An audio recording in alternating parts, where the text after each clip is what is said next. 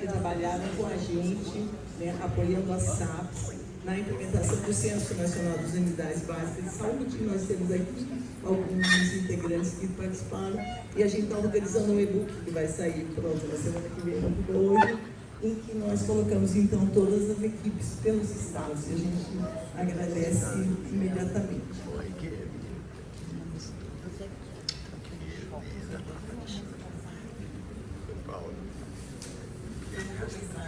Esse é o nosso e-book, depois aqui nós vamos falar de Oi, bom dia a todos e a todas. Nós vamos então iniciar a nossa mesa redonda com os resultados do Censo Nacional das Unidades, está ouvindo bem assim? Tá bom? Das Unidades Básicas de Saúde no Sistema Único de Saúde, apresentando alguns dos principais resultados para discutir as perspectivas e os desafios para a construção de uma atenção primária à saúde com base na estratégia de saúde da família, de qualidade, com equidade. Nós temos na composição dessa mesa o professor Luiz Facchini, que eu já chamo aqui para fazer parte da nossa mesa, que vai falar, que coordenou também o censo e que vai falar pela rede de atenção primária à saúde da Abrasco e que vai falar um pouco para a gente também sobre resultados do censo relativos às questões da oferta e ações para a hipertensão, diabetes e obesidade, discutindo questões onde nós podemos aprimorar. Nós vamos ter também, pode vir, Facchini, vamos ter o professor Facchini da Universidade Federal de Pelotas.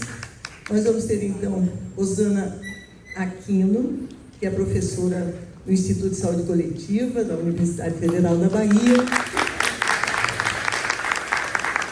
e que vai falar para a gente sobre ações de promoção da saúde e suas relações com o modelo assistencial de atenção primária implementado. São análises já não mais só descritivas, mas também que tentam encontrar associações, discutir em que direção que nós podemos caminhar melhor e que ações a gente pode fazer.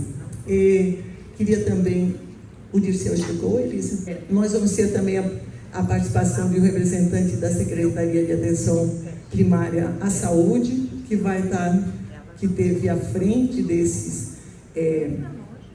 dessa grande iniciativa, desse grande inquérito que foi o Censo Nacional das Unidades Básicas de Saúde, que será o Dirceu Klitsky, que trabalhou com a gente cotidianamente. A gente também tem aqui a Elisandrea Kemper, que foi nosso par cotidiano, e outros representantes da SAPS. Depois vamos colocar os nomes aí quando a gente apresentar o e-book.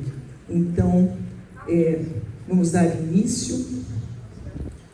Eu vou falar um pouquinho aqui sobre o censo. Bem-vinda. O Censo Nacional das Unidades Básicas de Saúde, no Sistema Único de Saúde, ele constitui mais um marco na avaliação da atenção primária à saúde no Brasil. É um processo de institucionalização do monitoramento e avaliação que já vinha desde o início dos anos 2000, mas que teve importantes retrocessos no último governo. Esse inquérito de abrangência nacional contemplou a totalidade das 44.938 unidades básicas de saúde ativas no país em 2024, com a adesão dos gestores dos 5.570 municípios do país, um diagnóstico detalhado e atualizado sobre a estrutura física, os recursos humanos, os equipamentos, os processos de trabalho e a oferta de ações de serviço de saúde nas UBSs brasileiras. Os resultados reúnem evidências essenciais para subsidiar o planejamento, a gestão e a formulação de políticas públicas, contribuindo para orientar decisões estratégicas de investimento e processo de formação permanente e continuada pelas 3 esferas de governo do SUS, da gestão, Ministério da Saúde, secretarias estaduais e municipais, com vistas ao fortalecimento da capacidade resolutiva e da equidade na atenção primária no SUS. A coleta de dados foi realizada entre junho e setembro de 2024, utilizou um questionário eletrônico implementado na plataforma do e-gestor Atenção Básica, né, que combinou, então, rigor técnico, inovação e segurança dos dados. O processo incorporou mecanismos de controle de qualidade, validação das respostas e verificação da consistência dos dados, assegurando, então, fidedignidade e completude das informações. A iniciativa tripartite, SAPS, Ministério da Saúde, CONASIMS, foi conduzida nacionalmente por uma equipe técnica da Secretaria de Atenção Primária à Saúde, né, em estreita colaboração e parceria com a Rede de Pesquisa em Atenção Primária à Saúde, da Abraço, do qual nós fazemos parte, né, e com apoio institucional da Organização Pan-Americana de Saúde e também do Conselho Nacional. O arranjo para a implementação do censo expressa um modelo exemplar de cooperação entre o SUS e a comunidade científica, né, sustentado, então, por essa gestão tripartite do Ministério, CONAS e CONASIMS. Nas unidades federadas, nos estados, o diálogo ocorreu, então, entre as secretarias estaduais de saúde, os COSEMs e a universidade, e as universidades públicas. Ele foi mediado por um conjunto dos pesquisadores da rede, facilitadores e animadores de cada um dos estados, né, pessoas de cada um dos estados, organizados pela Rede de Pesquisa e Atenção Primária, configurando uma estrutura colaborativa de governança para a implementação desse estudo. Essa articulação com participação de profissionais com experiência na gestão e também na pesquisa, né, em rede, foi decisiva para a magnitude desse processo organizacional que culminou com a realização do censo em 100% dos municípios.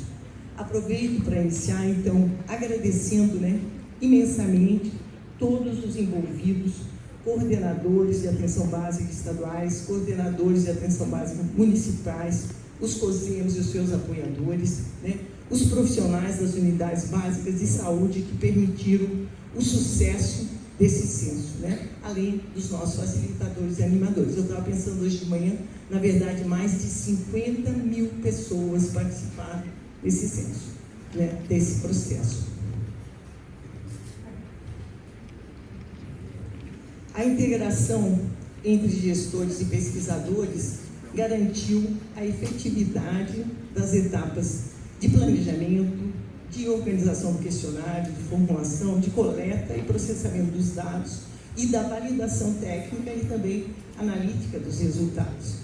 A elaboração do instrumento de coleta de dados do censo foi orientada pela abordagem abrangente de atenção primária à saúde, que fundamenta a nossa estratégia saúde da família, né, de orientação comunitária, territorial, efetiva e de qualidade, bem integrada à rede regionalizada de atenção à saúde.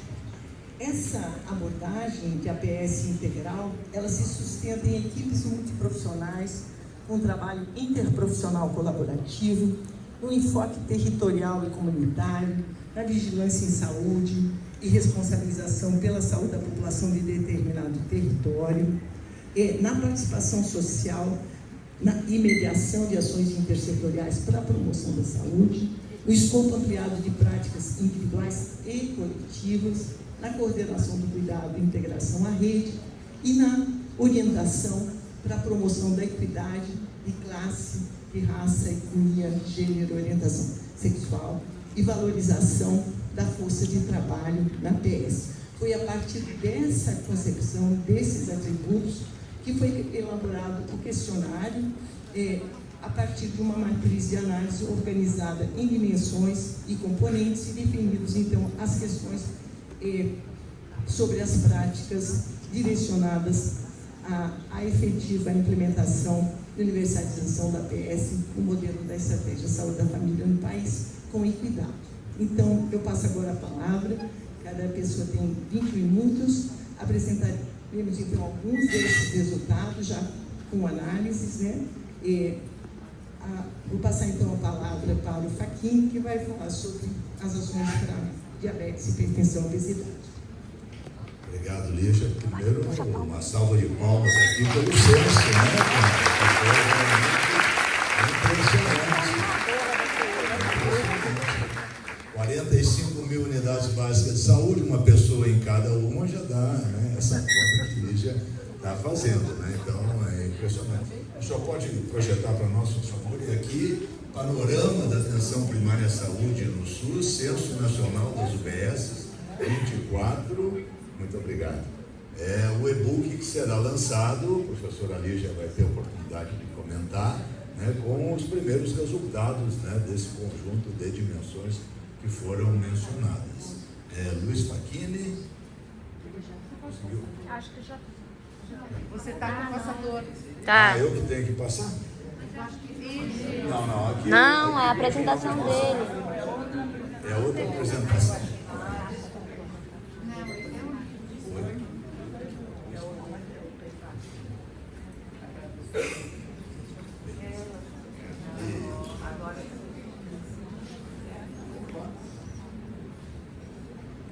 Então, conforme Lígia mencionou, essa é a nossa mesa, né?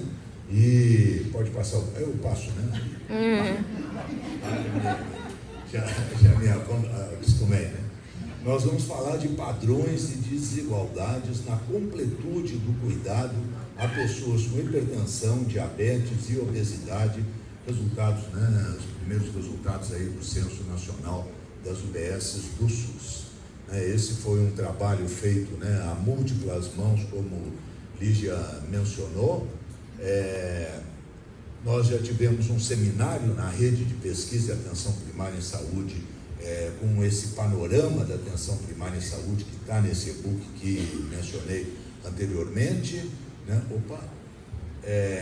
Tivemos aí um conjunto, né, de lideranças muito importantes. Lígia Giovanella me ajudou muito, né, na coordenação desse processo, na Secretaria de Atenção Primária à Saúde do SUS, na CGFAP, Dirceu Klitsky, Carlos Pius, Elisandréia Kemper, foram pessoas que estiveram no cotidiano desse trabalho junto conosco para poder torná-lo, né, possível. E temos um time muito, né, qualificado, grande, de colegas da Rede de Pesquisa e Atenção Primária em Saúde e da SAPS, que viabilizaram todas essas atividades. Só desse time, né, nós estamos falando de 10 coordenadores estaduais, 42 facilitadores, 121 animadores, 23 apoiadores da SAPS, praticamente 200 pessoas, fora 50 mil que a Lígia já mencionou, né? Então, esse é o trabalho. Esse censo foi uma retomada da avaliação censitária após 12 anos, né? O primeiro censo foi em 2012,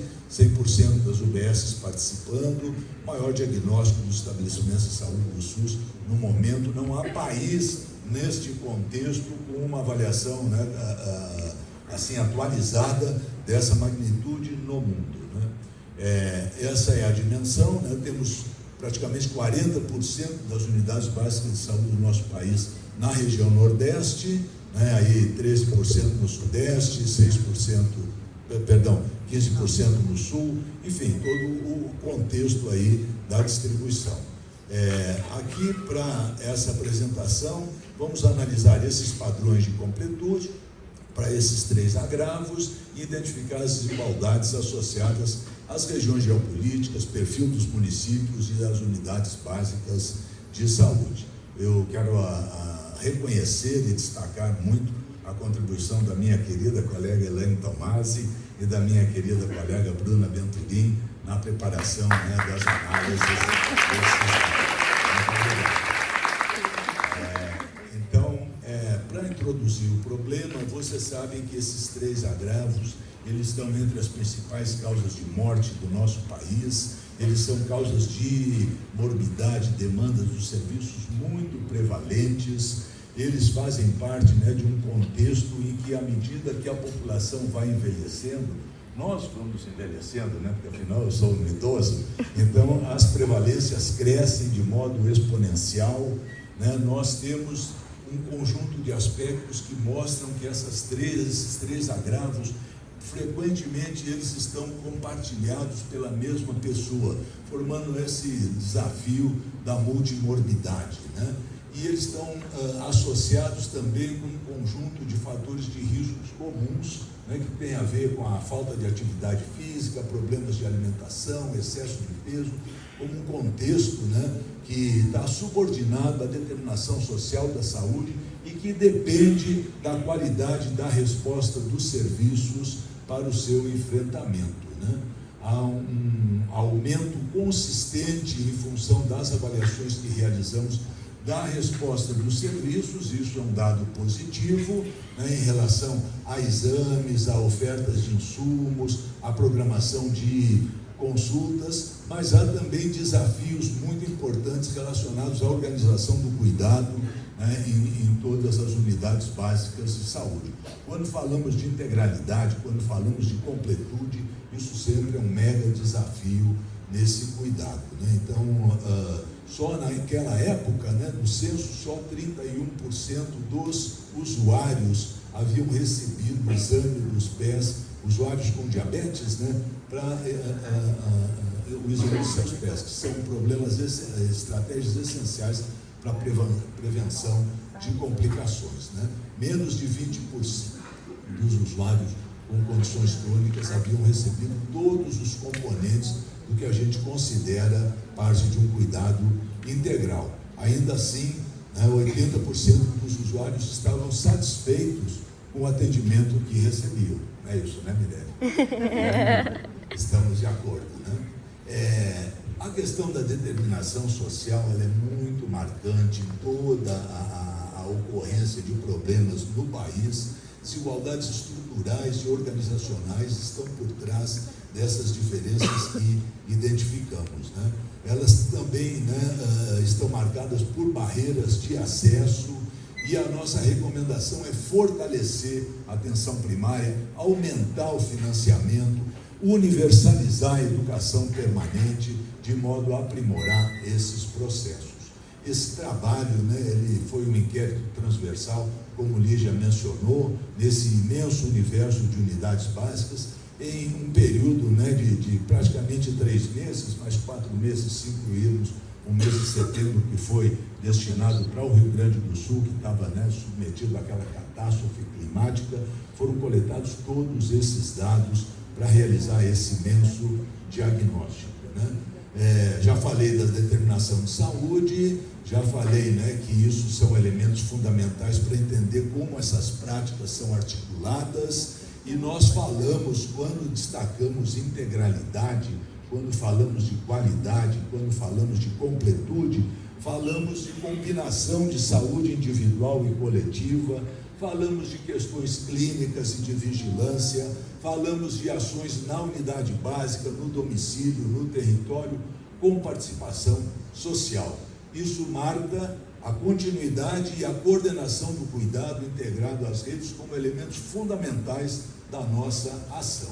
Nós utilizamos um modelo hierárquico complexo para poder entender esse processo, o contexto como elementos fundamentais dessa cadeia de determinação, a região, o porte populacional, a vulnerabilidade social e a cobertura de saúde da família, as características das unidades básicas de saúde, o seu modelo de atenção, a sua estrutura, características da equipe, aspectos organizacionais, para poder entender a completude da oferta de ações às pessoas com essas características. E ainda criamos um score, um índice de oferta completa de ações de saúde. Essa concepção, utiliza como referência trabalhos anteriores que fizemos, já bastante testados e validados. Vocês sabem que integralidade é um dos princípios do Sistema Único de Saúde mais desafiadores. E nós temos, né, feito uma aproximação estamos testando, ensaiando a ideia de que a completude do cuidado pode ser um proxy de qualidade, pode ser um proxy de integralidade, pensando, né, no conjunto de práticas para os cuidados das condições crônicas, essa combinação que já mencionei, e a garantia mínima de um escopo de ações essenciais para esse cuidado. Esses escopos estão, né, articulados com consultas, exames, visitas domiciliares de agentes comunitários e da equipe, compartilhamento do cuidado, educação e orientação de grupo, lista de usuários, atividades físicas, práticas corporais, tudo como um proxy desse processo. Listamos um conjunto, né, de aspectos que podem ser considerados comuns para as três morbidades, para os três agravos, ainda que alguns sejam, né, mais vinculados com um agravo, outros com outros, né? Tivemos 14 atividades ou ações de saúde para hipertensão, 15 para diabetes e 10 para obesidade. Os resultados, aqui é nosso, né, semáforo, não é isso? Nosso semáforo, mostrando que algumas das ações listadas ali na figura anterior, elas são muito frequentes, quase universais nas unidades básicas de saúde. Consultas, visitas de agentes comunitários, solicitações de exames, orientações, isso é muito frequente nas nossas unidades básicas. Outras, nem tanto, ficam já numa posição intermediária, né? Atividades coletivas, listas atualizadas de pessoas com agravos, orientações de alimentação adequada e saudável, e às vezes o que é muito frequente para um agravo não é tão frequente para outros, né? E temos algumas situações em que a oferta é bastante precária. Apesar desse panorama relativamente, né, positivo, quando olhamos o conjunto da oferta deles, a situação é bastante preocupante. Então, o que nós observamos que para esse conjunto de diabetes, hipertensão e obesidade, apenas 15,6% das unidades básicas de saúde ofereciam esse conjunto para diabetes. É muito baixo. Quando falamos de hipertensão, 15,3%, empate praticamente. E um pouco menos para a obesidade, mostrando, né, que essa é uma condição crescente no nosso contexto e desafiadora, né, sem a tradição que a hipertensão e diabetes tiveram. Quando observamos, né, diferenças, a gente vê que, por exemplo, né, a região Nordeste se destaca positivamente na oferta desse conjunto de cuidados, e a região Sul se destaca de modo preocupante. Então foi a nossa maior surpresa na análise desses dados, o baixo desempenho da região Sul para o conjunto das questões que aí foram destacadas. O Sudeste continua muito bem posicionado, né, as outras regiões Centro-Oeste e Norte numa situação intermediária, né? E o Norte, que sempre é a nossa referência preocupante, em algumas circunstâncias chega a ser melhor que o desempenho que observamos na região Sul. A gente ficou preocupado com a situação do Rio Grande do Sul por conta, né, da condição climática, né, da tragédia que vivemos, e tiramos da análise as unidades do Rio Grande do Sul, e ainda assim a região Sul continuou tendo o pior desempenho. Então isso realmente é uma situação para acender o nosso alerta, né, para poder apoiar o Ministério da Saúde nas perspectivas, né, de diálogo, de intervenção, para universalizar o conjunto desses cuidados. Quando olhamos para a cobertura da estratégia saúde da família, né, sempre ali à direita vai aparecer os padrões nacionais, né, a gente observa que há um processo, né, muito interessante. Quando a cobertura municipal é de 100%, o desempenho foi melhor. À medida que a cobertura municipal cai, então realmente o desempenho piora bastante, né? Então isso mostra que cobertura municipal de saúde da família é uma estratégia central para a integralidade do cuidado Para condições crônicas, eu diria que para quaisquer problemas de saúde no país.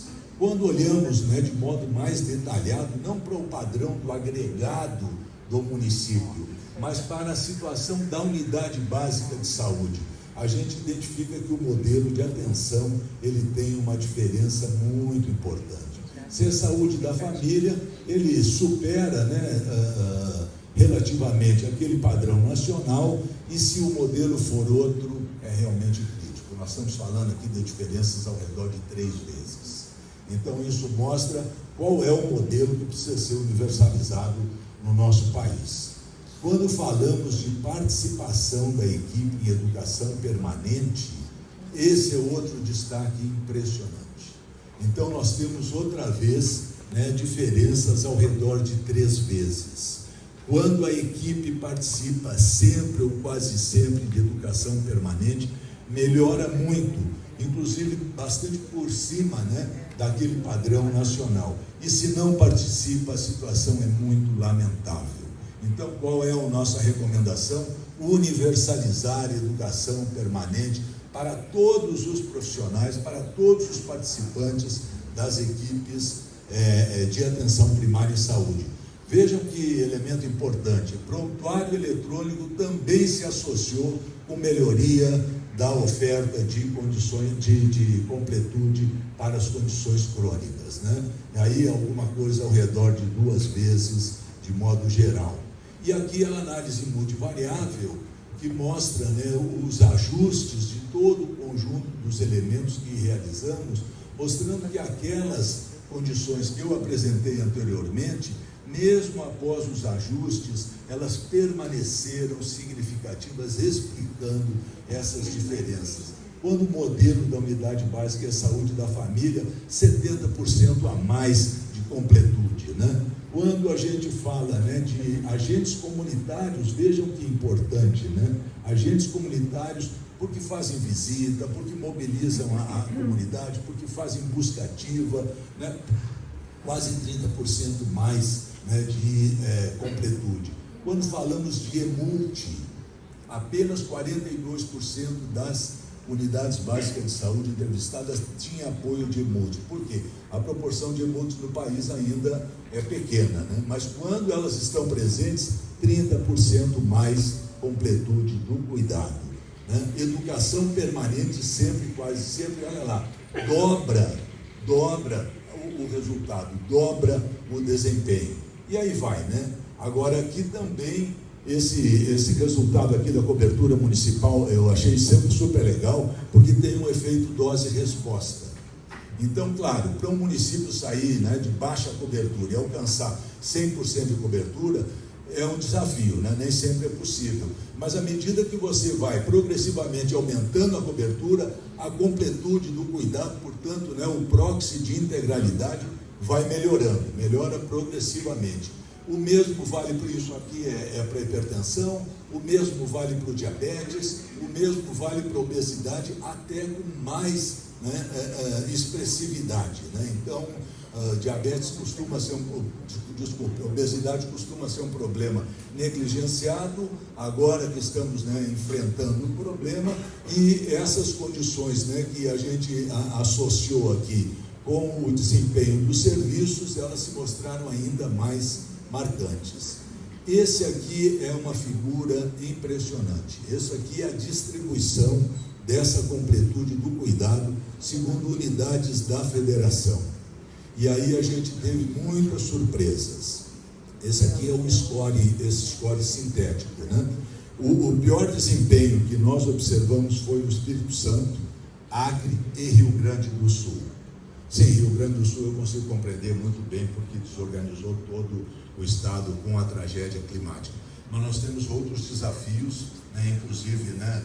Claro, região norte sempre é problemática, né? Rondônia está aqui, mas vejo que o Espírito Santo está chamando muito a nossa atenção e precisamos, né, de um diálogo muito poderoso com essa unidade da federação. Santa Catarina, que já foi o melhor SUS do Brasil, que já teve a saúde da família mais avançada, olha como ficou para trás em termos da oferta de completude do cuidado.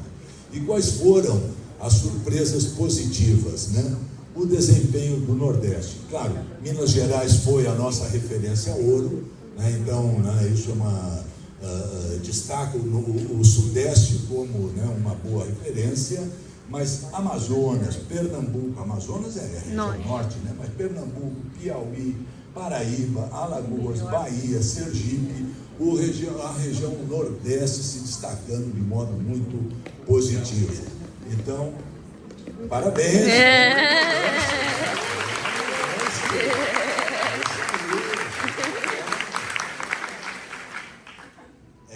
Para concluir, né, colegas, nós queríamos, né, discutir com vocês o significado de poder trabalhar com a ideia de completude, né, de ter uma seleção, né, um conjunto de ações que possam nos ajudar a entender o que é que seria necessário ofertar para todo mundo, né?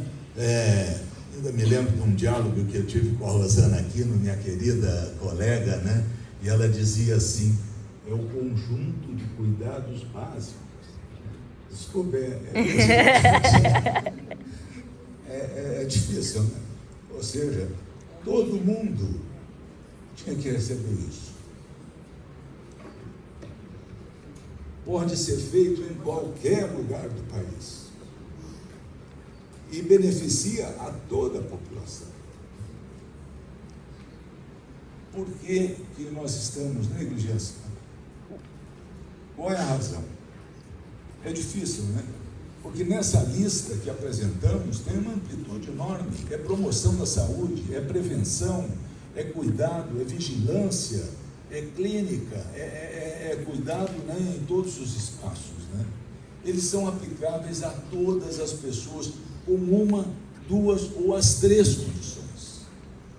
Então nós deveríamos tomá-los como cuidados universais para essas pessoas. Eu só tenho hipertensão. Sim, mas cuidar da glicemia é fundamental, orientar a dieta é fundamental. Eu só estou um pouco gordinho. Sim, mas tem que monitorar todo o resto. Então isso é para todo mundo. Isso não pode ser uma coisa negligenciada como estamos vivendo. E quais são as nossas recomendações? Nós falamos de universalizar a saúde da família como modelo de atenção na atenção primária à saúde do SUS. Esse modelo que é inspirador para o mundo. Tivemos na oficina da rede colegas da Inglaterra que vieram aqui aprender conosco sobre como fazer centros de saúde comunitários, como fazer estratégia de saúde da família, como trabalhar com agentes comunitários. A saúde da família robusta, não é isso, Rosana? Que é integral, que é comunitária, que é articulada à rede, que tem vinculação com a comunidade, que tem participação social, que articula um conjunto importante de ações. Esta é a saúde da família que nós estamos falando. Nós precisamos investir na atualização e inovação de equipamentos para as unidades básicas para melhorar a capacidade resolutiva das unidades básicas de saúde. Não é possível nós ficarmos o tempo inteiro encaminhando pessoas para outros pontos de atenção. Não é possível. Se nos grandes municípios, nas capitais como Brasília, São Paulo, Rio de Janeiro, isso é um mega desafio, vocês imaginem o que é a realidade dos pequenos municípios. Imagine o que é você andar 200 quilômetros para poder ter acesso a uma refração de óculos. Não dá. Nós temos que melhorar a capacidade de resposta da unidade básica de saúde. Temos que definir estratégias potentes de informatização, de interoperabilidade dos sistemas, de atualização desses sistemas. E precisamos universalizar a educação permanente para todos os profissionais de saúde e gestores da atenção primária em saúde.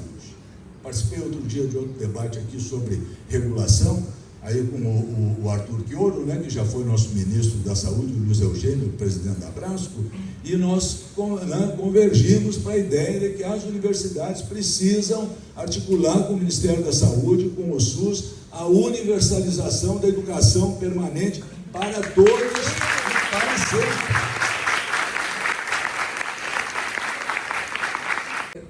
Passo agora a palavra então para a Rosana Aquino, que é da Universidade Federal da Bahia, lá no ISC, que vai falar para a gente sobre a promoção da saúde.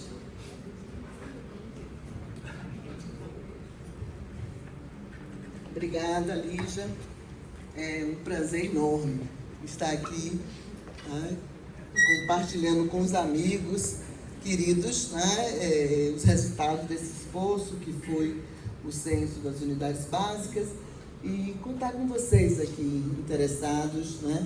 Eu tenho ido às várias mesas de APS e vejo mesmo vários rostinhos, a gente vê sempre, né?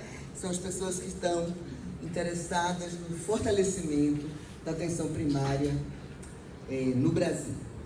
Nós aqui vamos do censo, né? O nosso recorte são as ações de promoção da saúde.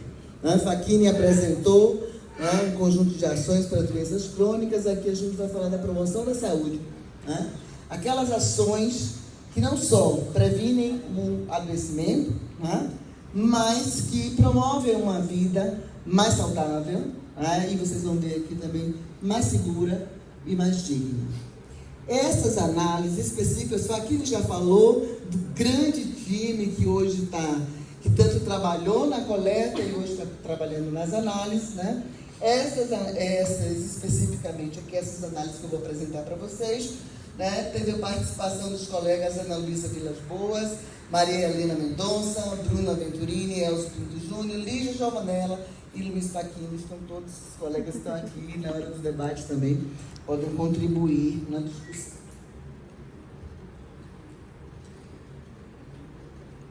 Bom, gente, a gente briga com esse negocinho aqui, mas... Aí foi. Né? Então, assim, primeiro a gente quer, nunca é demais, né? A gente quer ressaltar a importância do modelo, da estratégia de saúde da família, nosso modelo brasileiro prioritário, que Facchini também esteve na equipe lá em Londres, apresentando ao ministro de Saúde do Reino Unido, que foi, no passado, né, inspiração. Hoje, nós estamos levando o nosso sistema de saúde para inspirar, inclusive, o Reino Unido.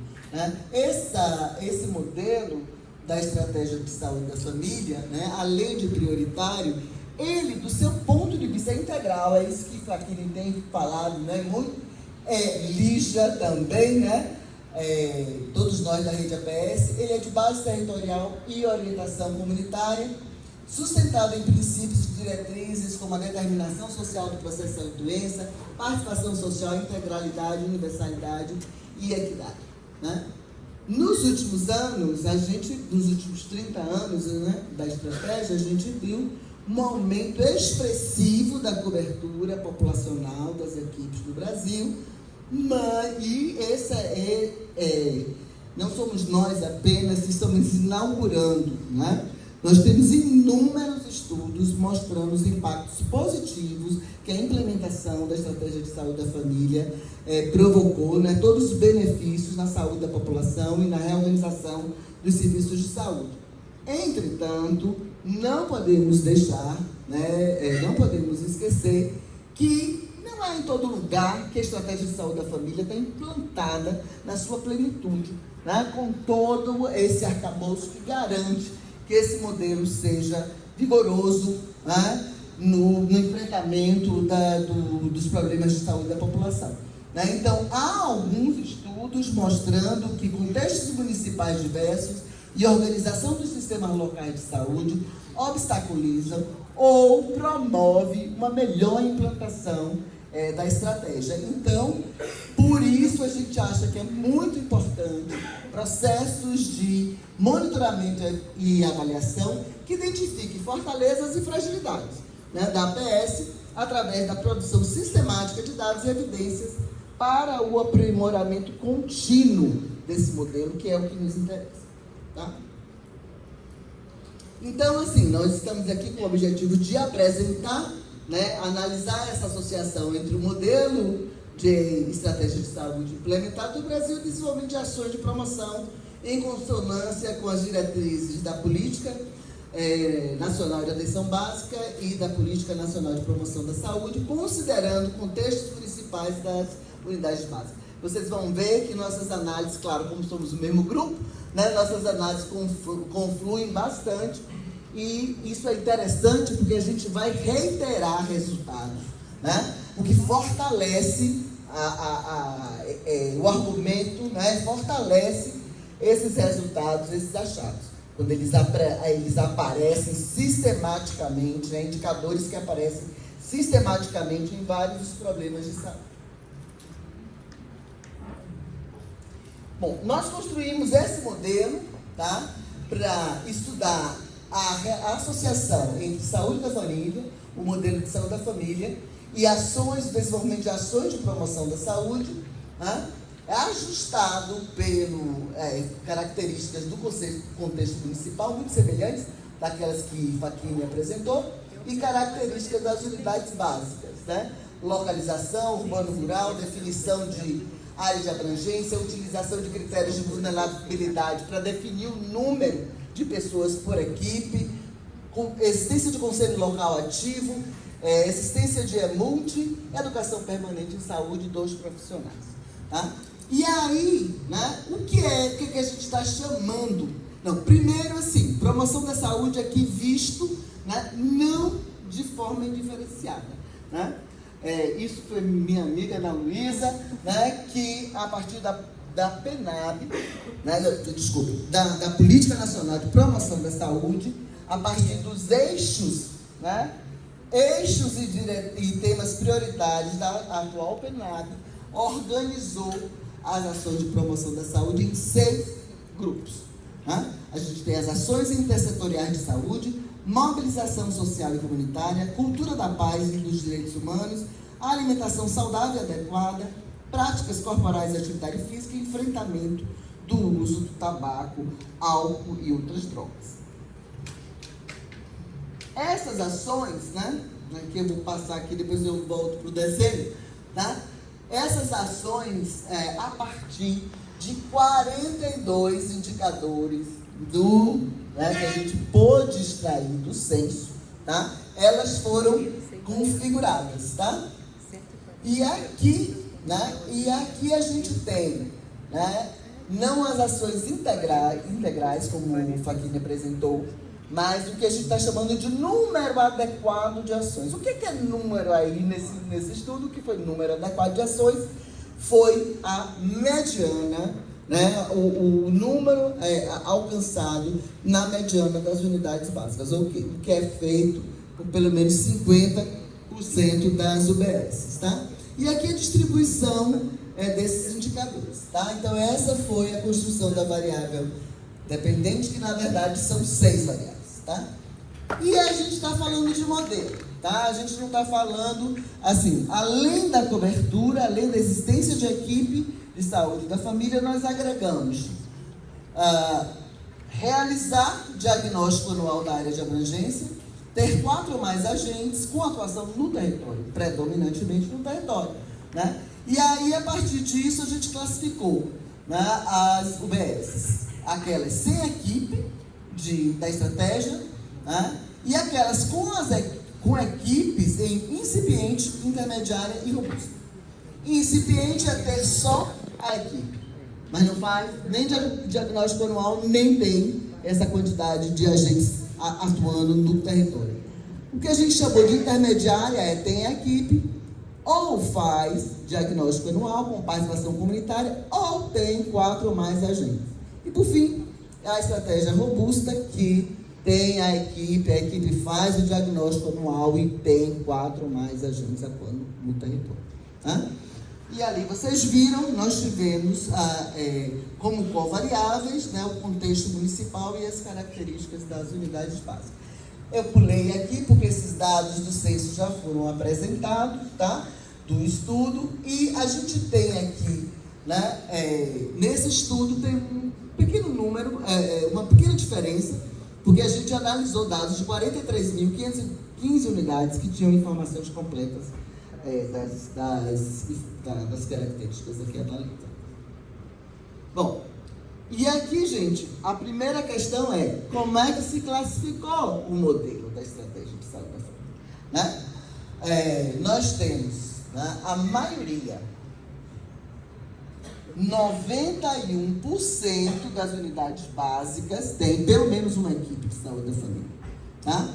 Entretanto, né, essa é a estratégia robusta, que é ter diagnóstico anual, com participação da comunidade, ter 4 ou mais agentes atuando no território. A gente teve, infelizmente, apenas 14,7%, né, da estratégia robusta. Tá? O que já demarca uma questão. Né? É preciso, né, a gente retomar a importância da abordagem territorial e comunitária.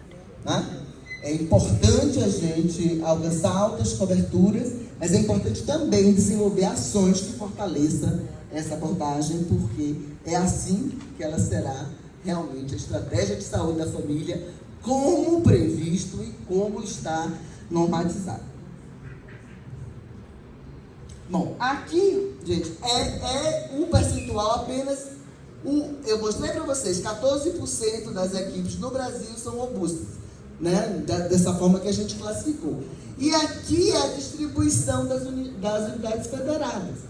A gente vê que não, né, essa variação vai de 5%, de menos de 5% no Distrito Federal. Algumas aqui, ó, algumas unidades federadas com menos de 10%, aí variando de 10% a 15%. E a gente tem alguns estados em que esse percentual está acima de 15%. Tá? Mas não há nenhum estado, você vê aqui o maior foi o Amazonas, um pouco mais de 20% dessas UBSs com o modelo robusto. Tá? Bom, há algumas variáveis que a gente está utilizando como co-variável que são importantes. Né? A definição da área de abrangência. Então a gente vê aqui que há um percentual alto, né? 85% das UBS do Brasil afirmaram que tinha uma definição de sua área. Definição da UBS, viu, gente? Não é de cada equipe, não. Definição da população de abrangência da UBS. Tá? E esse percentual foi semelhante, né, nas regiões, mostrando que aqui, né, estamos bem melhor aqui, né, embora a gente ache que isso é uma questão que deva ser universalizada. Né? Quando a gente vai ver, né, com relação a instrumentos de territorialização, tá? Aí a gente vai ter um percentual menor. Tá? Então, assim, qual é o percentual das UBS que usam critérios de risco e vulnerabilidade para definir o número de pessoas por equipe, diagnóstico comunitário da área de abrangência, mapa inteligente, diagnóstico agora com periodicidade anual e com participação comunitária? Então, o que a gente vê aqui? Olha, de todos os indicadores, né, a gente tem aqui o diagnóstico comunitário da área de abrangência, né, alcançando maiores percentuais. Entretanto, quando a gente analisa apenas, né, com periodicidade, com participação comunitária, a gente já vê uma queda, né? Uma queda, e aí a gente tem aqui, ó, no Brasil, praticamente 60% utiliza os critérios de vulnerabilidade, 66% faz diagnóstico da área de abrangência. Agora, utiliza um instrumento que é importante, que é o mapa inteligente, apenas 32%. O diagnóstico com periodicidade anual já cai de 60%, né, para 48%, assim como a participação comunitária. Então aí a gente já vê algumas questões, né, que precisam ser estudadas. E algumas questões que necessitam de ação das esferas do SUS. Aqui a gente tem um percentual de unidades que realizam o número adequado das ações de promoção. Como eu disse a vocês, né, a gente tem 6 blocos de ações, tá? E aqui, né, a gente tem essas ações, né, elas aumentam, né, na média Brasil, elas, né, as maiores, né, alcançam 46%, né, vocês veem que no caso da mobilização comunitária e da cultura da paz é menor, assim como as práticas corporais e atividade física, né, a gente discutiu isso em outra mesa, a Ana Luísa discutiu essas questões, tá? E olha o que a gente observa. Quando não há equipe de saúde da família, esses percentuais são muito mais baixos, né? Eles estão aqui todos muito inferiores, né? O maior percentual aqui é 29% na alimentação, mas há um crescente aumento desses percentuais, né? Quando para a estratégia de saúde da família, incipiente, intermediária e robusta, tá? Então aqui, gente, há um aumento de 22% de ações em setorial, 22%, quando não tem estratégia de saúde da família, para 70%, quando essa equipe é robusta. E assim, os demais percentuais, vocês veem aqui, este aumento expressivo, né, da realização dessas ações. Tá? Sempre nesse sentido, né, de que aumenta com um modelo mais robusto. Tá? Aqui, essa variação, claro que aqui tem muitos palitinhos para vocês verem, mas o que eu quero chamar a atenção aqui é justamente o que o Facchini já mostrou, e a gente tem essa consistência, né? Melhores desempenho nas regiões norte, nordeste e sudeste, né? Aqui, o maior número de ações nas metrópoles, tá? E aqui não houve muita diferença, mas houve levemente, né, no município com alta e muito alta vulnerabilidade, mostrando a indução da equidade, né, que a estratégia de saúde promove e que já é comprovada em vários estudos. Né? Aqui, mais uma vez, né, práticas corporais e atividade física, mobilização social e comunitária, a gente, né, isso tem os menores percentuais. Tá? Aqui, em relação às características das UBS. E é incrível. Essa questão é incrível. Tá? Os percentuais de realização de ações, eles são marcadamente maiores nas UBS com definição de área de abrangência, que utilizam critérios de vulnerabilidade, que tem a multi, que tem conselho local ativo, que tem educação permanente dos profissionais de saúde, como o Facchini chamou a atenção, né, da importância, tá? E aqui houve pouca diferença entre as unidades urbanas e rurais ribeirinhas, tá? Um pouco mais elevado para as unidades urbanas, tá? Mais uma vez, né, chamando atenção para essas questões. E aqui, gente, né, a gente tem já estou terminando. E aqui a gente tem os resultados do modelo de regressão ajustado pela localização do porte, por localização porte e IBS dos municípios e características das UBS, tá? Então vocês veem, tá? Comparando aqui a SF, foi a referência. Eu estou comparando aqui a SF, né, com incipiente e intermediário e robusto, tá? Para todas as ações, certo? A probabilidade de realização do número adequado de ações de promoção aumenta com dose e resposta, como chamou a atenção a Facchini no outro estudo, aumenta no sentido de dose e resposta, tá? Para os modelos incipientes intermediário e robusto. Então eu tenho aqui, enquanto na incipiente, né, que é aquela só ter uma equipe da estratégia de saúde da família. Então, eu aumento em 26% a probabilidade de realizar ações intersetoriais. Quando a estratégia de saúde da família é robusta, eu aumento em 76%. Né? Essa probabilidade. E aí a gente vai ver isso na mobilização. Aqui eu tenho 2,5 vezes. Tá? E assim para todo o elenco das ações. Tá? Não vai dar para a gente discutir, né? Aqui tudo isso está ajustado, né? O modelo lá está ajustado por todas essas características que a gente já mostrou, tá? E o modelo de regressão também reproduz, tá, aqueles percentuais. Então a gente tem maiores probabilidades e é incrível, viu, gente, que principalmente naquelas características das UBS, isso que fez grande diferença. Tá? Embora também a gente tenha uma maior probabilidade, né, nas regiões que a gente já colocou, Norte, Nordeste, né, e Sudeste, nos municípios, nas metrópoles, tá? Com municípios com alta e muito alta, mas vocês observam que tem esses vermelhinhos, gente, foram os poucos estimativas que não foram estatisticamente significantes, tá? Mas com relação aos critérios da unidade, aqueles critérios que a gente já mostrou, as estimativas são mais altas, consistentemente mais altas naquelas UBSs, né, que tem definição da área de abrangência, utiliza critérios de vulnerabilidade, conselho local ativo, educação permanente e pouca diferença aqui na área de localização.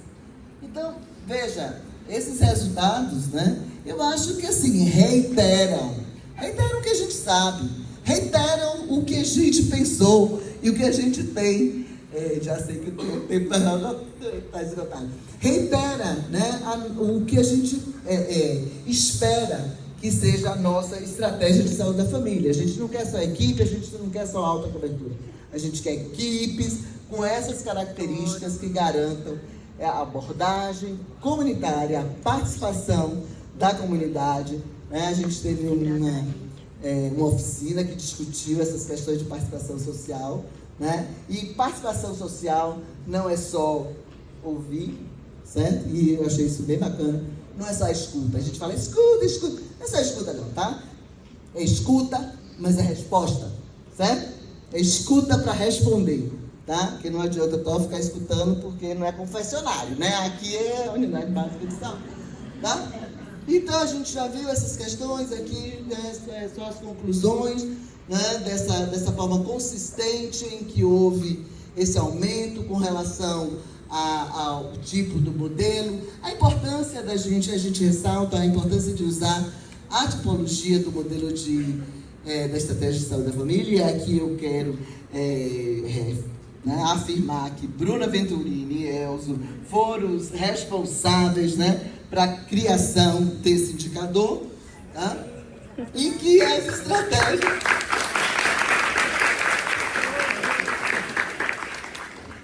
E aqui, né, que essa estratégia de universalização da SF, como a gente já falou, como o Facchini já colocou, né, tem a ver com a ampliação das ações, né, dado que a abordagem seja territorial e de base comunitária.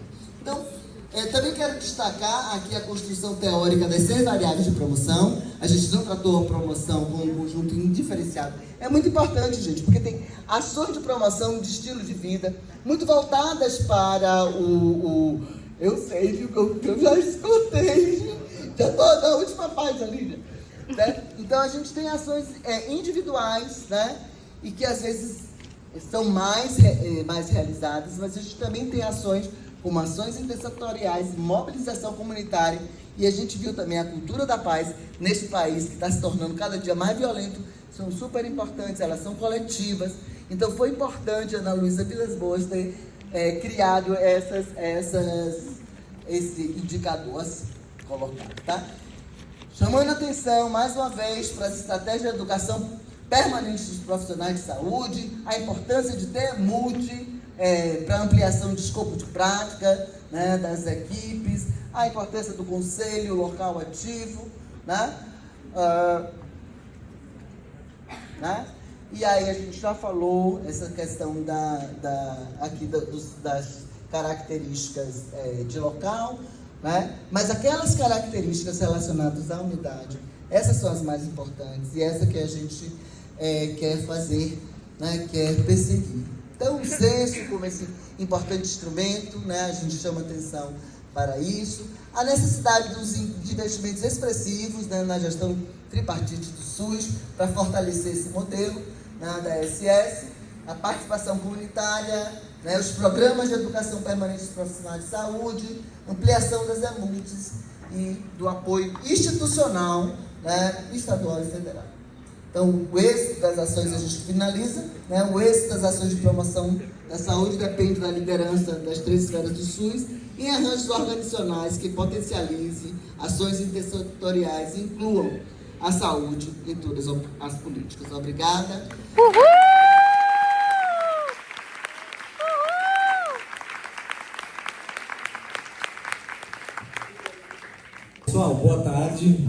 e a todas. Né? Ontem à noite eu recebi um zap, quando você vai lendo o zap assim, né? Falei assim, se eu amanhã tem uma agenda com a Janja, eu falei, nossa, que legal, né? Você pode me substituir na agenda hoje, que é a mesa do censo, era secretário-chefe de gabinete, Ana Luísa. Mas essa brincadeira eu quero dizer que essa opção do Ministério da Saúde em fazer um censo, né, um grande diagnóstico, né, é uma ação corajosa do Ministério da Saúde para pensar o país. Começou com a ministra Anísia, deu continuidade agora com o ministro Padilha, começou com o secretário Nésio, deu continuidade com o secretário Felipe, e agora a Ana Luísa está impulsionando, né, muito essa agenda. Ela gostaria de estar aqui com vocês, né, mas ela está numa outra agenda, com o ministro Padilha e a Janja, eu acho que é no Nordeste que eles foram. Então venho aqui, tive a sorte, a chance de estar aqui nesse momento para discutir os dados do censo, conversar com vocês e ouvir as ponderações de vocês em relação à atenção primária e ao censo. Antes de ir para a apresentação, eu quero chamar a atenção para 4 aspectos, tá? O primeiro, que o censo, ele é uma inovação no campo da saúde pública. É uma inovação no nosso campo lá da atenção primária e da SAP do Ministério da Saúde. Mas por que é uma inovação? Né? Porque a gente aprendeu com os 3 ciclos do PEMAC, né? Onde a gente fez a avaliação de campo e avaliação no conjunto importante de UBSs e equipes, e naquele momento, em 2012, a gente fez um censo considerando só a infraestrutura, que era o 5º módulo, né? Mas na oferta de serviço a gente não foi em todas as UBSs, então esse censo é inédito. E por que também? Porque além dessa experiência do PEMAC, durante a pandemia, vocês mesmos, os pesquisadores que estão envolvidos no PEMAC, desenvolveram muitas técnicas para desenvolver pesquisa à distância. E a nossa equipe do Ministério, envolvida desde o primeiro PEMAC, e antes também, talvez até desde os estudos de base do PROESP, ela também acumulou muita experiência para conseguir desenvolver uma plataforma com segurança de dados. No espaço curto, a gente não falou isso aqui, né? Mas a gente aplicou um censo em 90 dias. A gente só estendeu no Rio Grande do Sul por causa da crise climática dos problemas que ocorreram de enchentes no Rio Grande do Sul. Ou seja, então, ele é uma grande inovação pública, onde a gente conseguiu, no curto espaço de tempo, atingir todas as UBSs do Brasil, não foram só todos os municípios. O segundo aspecto relevante, sem a rede da APS, sem a Abrasco, o censo não seria possível, ele não teria acontecido, né? Então, sem a participação decisiva, experiência, trajetória da Abrasco na saúde coletiva, especialmente desse grupo que está com a gente desde o PEMAC, o censo não teria acontecido, né?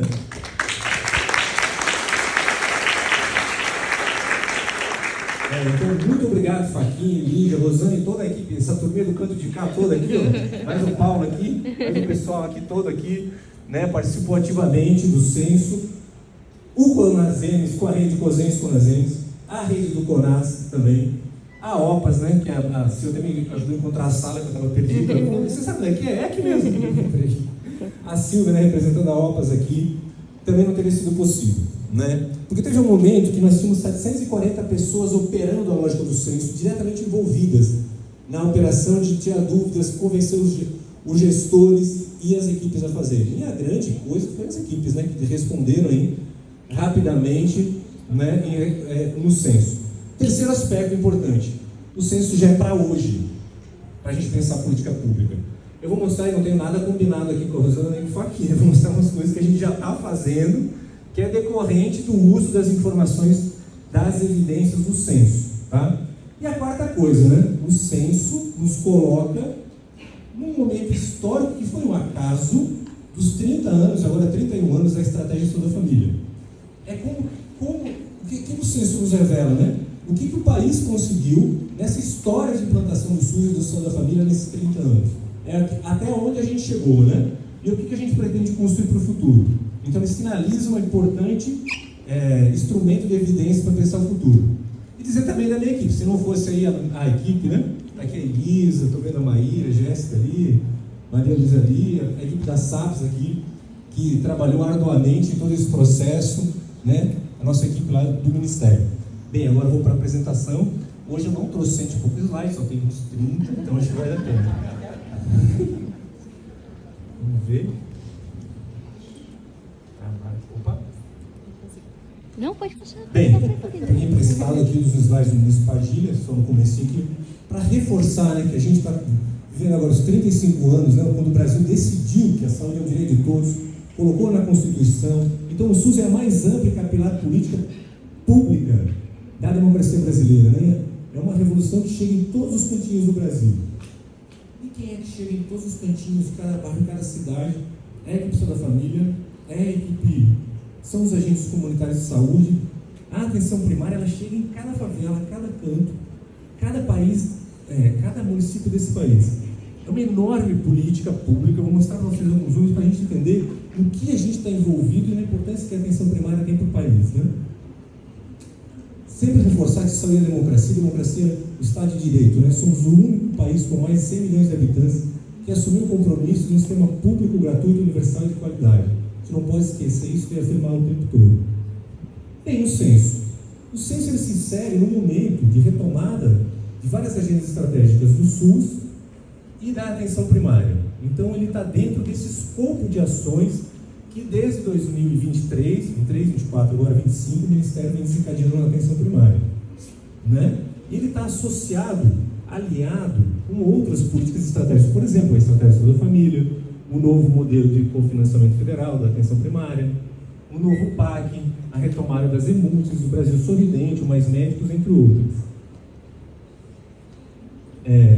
Aqui é para trazer a centralidade. Com a revogação do Previne do governo anterior, a gente recolocou como prioridade absoluta a estratégia da família, e a prioridade ela se deu concretamente com mais investimento também. Nunca foi tão bem financiado uma equipe da família. Para vocês terem uma ideia de um exemplo, nos municípios mais carentes, a gente criou um índice para identificar junto com o IVS, do IPEA, e características demográficas, né, porte populacional, uma equipe da família, o médico, o enfermeiro, o técnico de enfermagem e 6 agentes comunitários recebem em média R$600 mil por ano, uma equipe. Então nunca a gente conseguiu pagar tão bem uma equipe da família para dar centralidade. Nesse dinheiro aqui não tem EMUT, não tem saúde bucal, não tem as outras estratégias, né? Aqui são um conjunto de ações, né? O Ministério desenvolve da política nacional aqui, Saúde da Família, o Mais Médico, a EMUT, que eu já vou falar dela, um conjunto de políticas que a gente chama de equipes específicas, com forte elemento da equidade, e a gente agora está aprovando, olha que interessante, hein? A gente está aprovando agora, Lígia, mais 2 modalidades de equipe, que é uma tradição nossa brasileira. Então a gente já tem a equipe lá em 2011, foi criada a equipe consular na rua, você já conhece, né? A equipe ribeirinha com Bato Grande, que é o BS Fluvial, e a equipe do cuidado e da atenção prisional. E agora a gente está criando uma equipe Saúde da Família com componentes, é a mesma equipe Saúde da Família, só que ela vai receber financiamento específico para atendimento a comunidades quilombolas. Uma grande vitória, né? O censo agora demonstrou que a gente tem 1.200.000 pessoas quilombolas no país. Então a gente está agora com o movimento de conseguir atender as comunidades quilombolas. Qual o BS mais próximo e a equipe da família mais próxima da comunidade quilombola? O ministro falou na abertura. Eu prestei atenção que é vinculado com a gente, mas talvez pode ter passado despercebido. E a outra que já foi discutida na CIT também, que vai ser agora a equipe ribeirinha, ela é elegível, são os municípios da região da Amazônia Legal. E agora vai ser para o país inteiro, né? Então a gente vai ter 6 modalidades singulares, específicas, da Política Nacional de Atenção Básica, que foi uma característica que a gente criou naquele período do governo Dilma, de 2011 a 2013. E a gente retoma isso com força agora, com financiamento e com outras modalidades de equipe. Agora tem especialistas, acho que eu não vou falar disso aqui, né? Acho que na apresentação não tem nem isso. Mas dizer que a gente está vivendo uma oportunidade histórica, que é a primeira vez que tem a Política Nacional de Atenção Especializada, de ter um trabalho mais orgânico entre atenção básica e atenção especializada, até a linha de cuidado, que a pessoa que aqui falou das doenças crônicas especificamente, ou tantas outras, né? O Brasil Sorridente, e aqui melhorias progressivas no nosso prontuário eletrônico de sistema de informação. Aqui são os dados que eu vou mostrar para vocês. Qual a nossa rede, né? A gente então tem quase 45.000 BSs, quase 1 milhão de trabalhadores na atenção primária.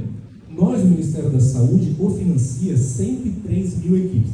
Essa é uma noção, 54.000 da família? Claro, mas tem 34.000, quase 35.000 equipes de saúde bucal. E EMUT eu vou falar agora, acho que não tem na apresentação também. Quando a gente recebe o governo, vocês lembram que o cofinanciamento, o NASC, né, tinha sido extinto e tinha terminado no governo anterior. A gente retoma o financiamento das equipes. Para quem lembra, a gente demorou 12 anos, quase 13, para ter 5.457 NASCs. Agora, no mês passado, em novembro, a gente já fez um pagamento de 6.288 equipes EMULT, né, com valores razoável, importante de implementação. Uma resposta que os municípios conseguiram, porque muitos deles mantiveram o funcionamento das equipes NASCs, mas a gente então chega com um número muito significativo para um elemento que associa qualidade, capacidade de aumento de oferta, de escopo de práticas, né? É a presença da EMULT na unidade. Tá? Tem 26 mil médicos, a gente começa o governo com 13 mil, e se pegar o orçamento das SAPs, mais dos municípios e dos governos estaduais, a gente chega a mais ou menos 150, 160 bilhões de reais na atenção primária pública brasileira. Significa quase o orçamento de 178 do programa Bolsa Família. Ou seja, a nossa opção de ter esses dois grandes programas sociais trabalhando de forma simétrica, convergente nos municípios, há uma grande possibilidade de combater a iniquidade, né? E trabalhar em prol da população que mais precisa e mais carente. Queria chamar a atenção para isso. Começamos lá em 94 com 300 equipes e agora a gente chega a 54 mil equipes.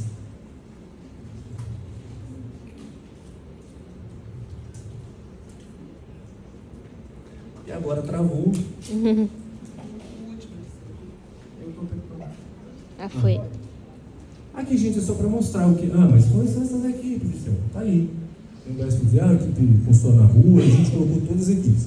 Por que eu falo cofinanciamento? Porque a gente tem dados de produção dessas equipes, a equipe está completa, tem o registro no QNES e tem a composição prevista na Política Nacional e nas portarias. Ou seja, tem mais equipes no Brasil, porque eu estou trazendo essas que obedecem essa composição e tem registro de informação para a gente pensar a organização do cuidado, né? Pronto, cheguei no censo agora. Tem tempo ainda, bicho? Bem, para que fazer? Porque os resultados do censo são estratégicos, né? Para a gente planejar e priorizar investimentos na atenção primária, com base sólida em informações, dados e evidências, para a gente orientar um apoio institucional à educação permanente, né? Alinhando as necessidades concretas das equipes dos territórios, qualificar a oferta de serviços à população, ampliando acesso, qualidade, resolutividade e cuidado integral, né? E a equidade também. Subsidiar a gestão municipal e estadual e nós mesmos, né? Articulando informações do censo, do nosso sistema de informação de atenção básica, né? O QNES, pesquisas acadêmicas e outras fontes. A gente tem que triangular um monte de informações para a gente pensar em evidências e alavancar ações de melhoria do processo de cuidado e de gestão, né? No SUS e na atenção primária. Fortalecer a transparência e o controle social do SUS, oferecendo informações acessíveis para os conselhos, os movimentos sociais, né? O conjunto de trabalhadores e entidades. Aqui você chama a atenção, pessoal, acho que o Facchini falou no começo, mas foram 141 questões. Essas 141 questões são 1.404 variáveis. Vocês estão pensando, vou usar no meu mestrado, vou usar no meu especialidade, vou usar no meu município. A gente, aos poucos, está disponibilizando esse enorme banco de informações. Para vocês terem uma ideia, pessoal, a gente começou, né? A gente, estamos falando, quando? Tem aquela plaquinha. Né? Que pena que a secretária não veio, vocês iam falar para ela? Lógico. E aí, mas dizer que pelo momento, que é muito legal discutir o instrumento, né? Vocês lembram que a gente discutiu com o CONAS, com a Nazenes, com dezenas de encontros, 3 presenciais em Brasília e tal. A gente tinha 570 perguntas no momento. E a gente teve que ir, né? Imagina se 141 perguntas, 1.404 variáveis, se a gente tivesse lá as 570 perguntas, dariam 4.000 variáveis, ninguém aguentava preencher, era 4 horas preenchendo, né? Informações, mas eu estou fazendo essa brincadeira para dizer que a gente, então, tem um banco de dados formidável e foram todos UBS do Brasil. Teve uma UBS contar essa história que só o município de Santa Catarina, não vou falar qual, não tinha feito o preenchimento das informações. E já tinha passado do prazo. Aí eu liguei lá, o prefeito tinha sido reeleito, não era o prefeito do nosso campo, né? Aí eu falei, parabéns e tal, como é que está o senhor e tal? O senhor, eu queria comunicar que é o último município do país. Gostaria que o senhor se mobilizasse e tal. Ah, vou passar aqui no telefone da secretária de saúde. Ela me passou o nome e o sobrenome dele, acho que era esposa ou filha dele. Aí eu expliquei para ela, botei a equipe à disposição, ela se comprometeu, e assim, né, falou mais ou menos só comigo e tal. E quando era 6 horas da noite, ela, essa é a parte que eu fico emocionado. Ela mandou uma mensagem dizendo, ó, muito obrigado, terminei e tal. Né? Aí eu avisei o Felipe, que é o secretário de momento, Felipe, você terminou, né? E aí ela pediu muitas desculpas e tudo mais. E foi o último município e as últimas 5 UBS. Eles preencheram e a gente conseguiu coletar informações. É incrível, né? De todas as UBS no país. Gente, eu fiz uma opção diferente aqui, né? A Ana Sapes, a gente, a Ana Luísa, nós aqui fazemos uma opção de pensar um conjunto de 6 grandes desafios que a atenção primária deve enfrentar hoje e no futuro para gerar melhoria no processo de gestão e cuidado. A partir desses desafios, a gente elencou algumas questões do censo, acho que não tem 30, 40 questões aqui. Né? Então, e pense também que são questões associadas, tem os estudos que vocês fazem com essas associações, tem grande valoração, né? Isso aqui é só uma tentativa de provocar o debate desses 6 grandes temas, tá? Que envolve, a gente tem problemas de acesso à equidade, a gente tem problemas de infraestrutura e condições de trabalho, a gente tem um problema no modelo, tem um problema da falta de qualidade, né? Tem um problema da relação não orgânica entre atenção básica e atenção especializada. A gente tem problema na informatização e inovação tecnológica. A gente tem problema na promoção da saúde e na questão intersetorial no território. E a gente tem problemas no financiamento e na gestão da atenção primária. Né? Bem, a gente pontuou algumas coisas só para provocar o debate entre a gente sobre esses grandes temas que nos mobilizam. Né? Acesso à equidade, ó, percentual do UBS que realiza um agendamento exclusivamente de forma presencial. 49%. Né? Ué, poxa, nós estamos vivendo nem para telefone, nem para aplicativo. Como é que a gente enfrenta? Só tem 3 minutos. Né? Eu vou dar uma acelerada. Eu vou pegar um tema e vou passando, tá? Porque senão não vai dar tempo. A gente tinha também, isso já vinha do passado, a gente incentivava que a UBS ficava aberta, mais ou menos para fazer, não, só metade. Esse era um tema que mobilizou muito a ministra Nízia quando ela veio estudar, né? Que interrompe as atividades, né? Metade, né? Nessa questão do acesso. O percentual de UBS que usam critérios de vulnerabilidade e risco para a definição do número de pessoas cadastradas. 59. 31 anos da família, tinha que ser 100%, né? Não podia ser 60% que usam esse dado de análise, né? Infraestrutura, UBS que necessitam de reforma, 60%. UBS que funciona em imóveis alugados e cedidos. Esse número vem diminuindo muito ao longo do tempo, mas ainda é 14%. Ampliação, 58%. UBS que realiza avaliação multidimensional de pessoas idosas, ó, só tem em 68% das UBS idosas, né? Não tem todos, né? Tinha que ser todas, né? UBS que realiza o preenchimento do complemento ganho de peso durante a gestão, 85%, também tinha que ser mais alto. Que faz inserção de DIU só 20%. A gente em 2 anos dobrou o número de inserção de DIU, mas ainda é pouco. E agora está vindo uma nova tecnologia, né, com o Implanon. Acho que o conjunto de discussão do planejamento e dos direitos reprodutivos da mulher agora ganha um novo impulso com o Implanon. Né? Informação, tecnologia, né? O UBS que relata, olha só que interessante, quase todo mundo tem internet, você tem 2.150 UBS que não tem internet. Só que a internet é boa só para 65%. Né? Teleconsulta, que não realizam, só 40% realizam. Ainda quando a gente ainda tem várias perguntas associadas, então os números vão baixando. Ou seja, nessa era que já pode fazer teleatendimento, telemonitoramento, teleconsulta, o número ainda é baixo. Né? Promoção da saúde, a Zana acabou de falar desses números, né? 25% não ofertam educação para a promoção da alimentação saudável adequada. UBS que não ofertam atividades para práticas corporais e atividades no território, 55% não fazem.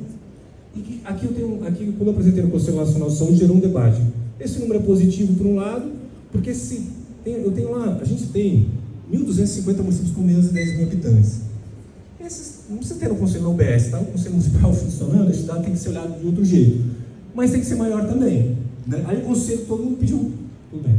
Pediu, o que vocês vão fazer? Eu falei, mas vocês vão fazer o quê também, né? O Conselho Nacional de Saúde, eu acho que é um movimento político que envolve a universidade é agente para a defesa do controle social e participação local, né? Aqui, financiamento UBS conta com apoio de gerente. Aqui é a enfermeira, né? A nossa característica brasileira é não ter o cargo de gerente, diretor, coordenador, etc. Você tem lá 40, 50 funcionários, você tem responsabilidade de 10 a 15 mil pessoas no território e você não tem uma estrutura para discutir a questão epidemiológica, de cuidar de gerenciar. Quando a gente vai usar esses dados do censo, a gente vai ver que tem uma correlação direta quando tem um gerente preparado em tempo exclusivo dos resultados de encaminhamento para atenção especializada, do cuidado diabético, etc. Eu vou acelerar, pessoal. Aqui é um tema que era a coordenação do cuidado. UBSs que nunca recebem o resumo de alta hospitalar. UBS que possuem, todas tinham que ter, né? UBS que registra a lista de usuários encaminhados para outros pontos de atenção, 56%. Esses dados eram muito também parecido com o que é o PEMAC, né? Aqui tem, agora não vai funcionar, vocês vão tentar? Geralmente não funciona quando tenta. Mas vamos tentar aí. É um resumo, né, que a gente produziu, né? Nós todos aqui produzimos. Acho que tem 70, 80 variáveis, algumas informações. Vou passar, beleza? É o banco? É o banco? Não.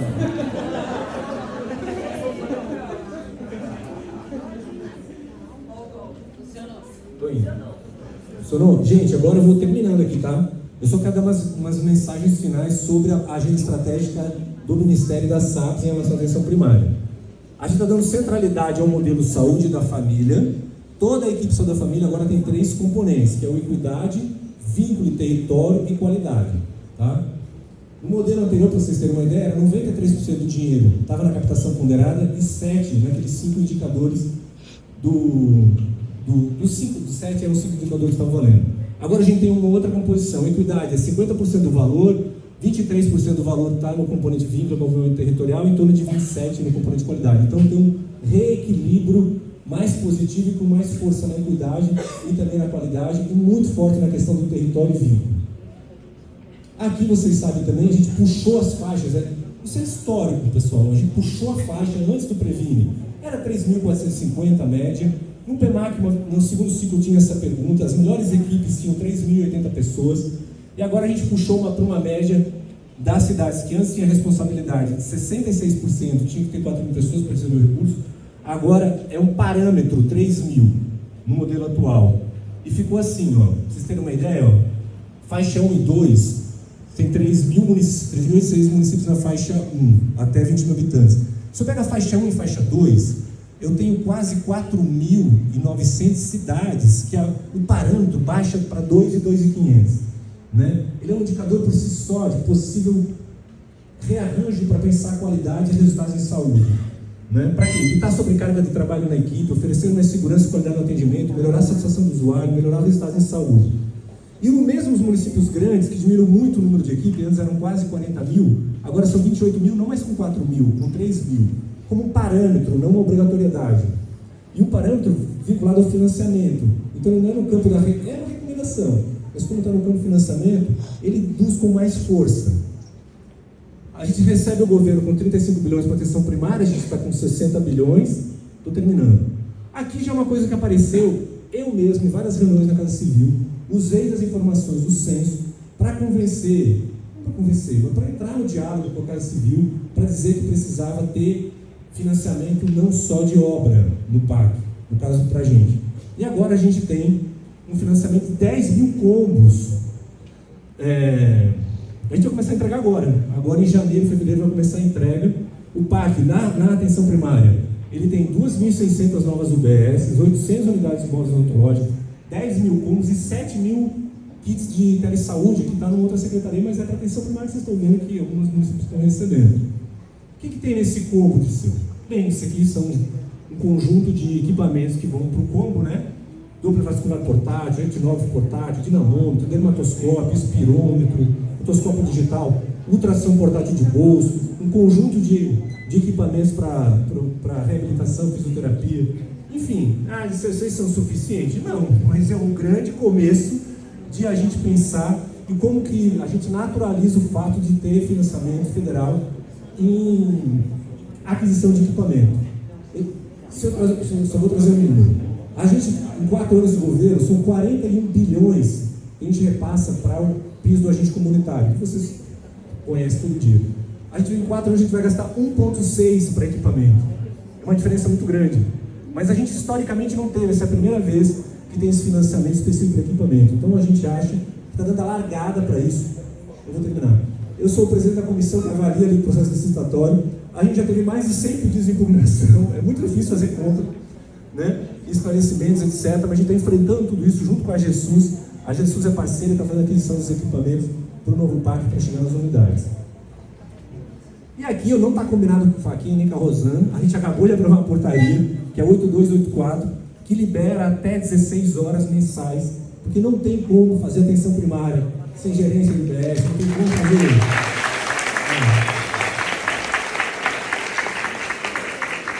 Não tem como fazer atenção primária sem reunião de equipe, estudo de caso, cuidado compartilhado com atenção especializada, com tempo reservado para fazer isso. Agora a gente está com curso junto com o Conasems, mas o importante é a gente organizar, como era a lógica de desenvolvimento da fase do PEMAC lá, que era autoavaliação, monitoramento da avaliação, a posicional, a cooperação horizontal, né? E educação permanente. Os 5 elementos que fortalecem o trabalho com as equipes. E então agora os gestores tomam a decisão de liberar até 16 horas por mês a carga horária dos trabalhadores das unidades básicas para a atividade de educação permanente. Eu acho que eu acabei. Obrigado, pessoal. Comentários bem rápidos para poder voltar, para poder então a gente voltar para a mesa. A pergunta vai para o Fachin sobre quando você... só me apresentando, né? Eu sou Letícia, psicóloga, catarinense de coração, de terra goiana, e mestranda da FURB, né, em saúde coletiva, e trabalhadora do SUS, no interior de Santa Catarina. E quando você fala dos dados sobre os padrões de desigualdades no cuidado integral das doenças crônicas na APS, tu fala dos dados muito baixos do Sul. Então, eu gostaria que você falasse um pouquinho sobre os critérios que levaram a tal e também as saídas para isso. E eu gostaria também de perguntar para o Disseu, quando tu fala que acho que foi bem importante a retomada das equipes de multis no ano de 2023. Isso é muito, muito importante para o fortalecimento da APS. Mas eu gostaria que falasse um pouquinho sobre qual a agenda do Ministério da Saúde para efetivamente o fortalecimento das equipes. E sobre os indicadores de saúde, está acontecendo um curso de formação pela Fiocruz, que é muito bacana e que abrange o Brasil inteiro, isso, educação permanente muito importante, mas quais são efetivamente os indicadores de saúde, se tem pensado sobre isso, sobre os indicadores de saúde, porque temos visto ainda o trabalho muito ambulatório, atendimento que eles não estão cumprindo os critérios estabelecidos pela política, então fala um pouquinho dos indicadores, tem pensado e repensado sobre isso para de fato as equipes desenvolver um trabalho que precisa ser desenvolvido. Quem é o próximo? Lá, professor. O Geraldo tem lá. Boa tarde para todos. Agradecer as excelentes apresentações extremamente didáticas que nós tínhamos a respeito do censo, mas eu queria perguntar para o Disseu uma questão que tem me agoniado, é com a nova lei que traz a aposentadoria integral para os agentes comunitários de saúde, se o Ministério está pensando alguma coisa para evitar uma demissão em massa, antes que a lei entre em vigor por parte das prefeituras. Obrigada, Lígia. Obrigada mesmo. Serei bem breve, Márcia Bandini. Eu estou representante da Abraço no Conselho Nacional de Saúde, onde existe uma comissão intersetorial de atenção primária à saúde. Nós tivemos há 2 semanas uma reunião para planejar o plano de trabalho do triênio e nós mergulhamos no censo. Então, quero agradecer, inclusive, Lígia e Fachin fizeram uma preparação online para a comissão, foi muito interessante.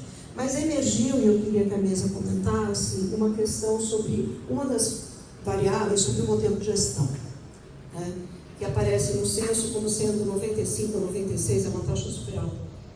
de uma gestão direta pela Secretaria Municipal de Saúde dos municípios, e que é um contraponto do que a gente tem visto na prática, né, da terceirização, da invasão de OS, de OCIPs, etc.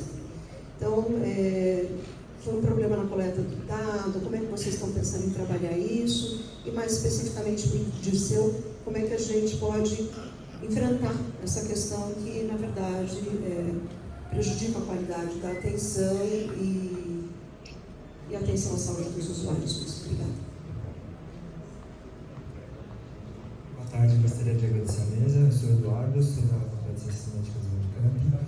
Eu gostaria de perguntar um pouquinho sobre o impacto das PICs na promoção de saúde e, em particular, com o Ministério, para ver se, olha, se tem algum plano pensando em uma destinação de verba voltada para as PICs, alguma coisa pensando em aumentar ou estimular as equipes de saúde a implementar as PICs dentro delas. Mais alguma pergunta? Bem, tem que ser bem rápido. Bom, é a última, então pode vir até aqui. Porque a gente tem a outra sessão que começa às 15 horas, a gente tem que sair um pouco antes do... Meu nome é Simone, boa tarde. Eu sou professora da Universidade Federal de Juiz de Fora, da cadeira de UPS, então, assim, algo que eu realmente tenho acompanhado com o lupa esses anos todos. Sou fãzona de vocês e admiro muito o trabalho de vocês. Mas uma coisa que me incomodou na apresentação foi o seguinte: a fala do Dirceu, e ele traz toda uma normativa, tá, Dirceu, dos parâmetros, sabe, assim, de clientela descrita por equipe. Você traz o parâmetro, mas quando você traz o parâmetro, você traz a base menor. E ainda vocês conseguiram manter, na verdade, vocês mantiveram parâmetros muito altos para as equipes, né? Sabendo que o gestor sempre vai trabalhar com teto. Então, a gente tem aqui 4.500, 4.125, 3.753 mil, que é o teto que vocês deixaram, sabendo que, na maioria das vezes, os gestores vão trabalhar com esse teto populacional por equipe. Eu acho que não favorece o processo escolar. Mas só uma questão. E eu fiquei preocupada quando eu vi esses novos parâmetros, tá, Dirceu? Por isso que eu estou falando. O planejamento ascendente sobre a distribuição dos combos, que tem 10 mil, e na verdade são 45 mil BS, né? Em torno disso que você mostra. E sobre a nova política de atenção básica, de atenção primária à saúde, que nós estamos aí na expectativa, que é de 2017, do Ricardo Barra já passou da hora de vir uma nova. Obrigada.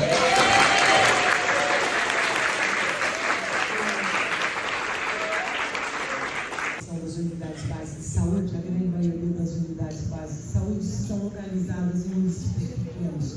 Nos municípios pequenos se mantém ainda a forma de gestão direta.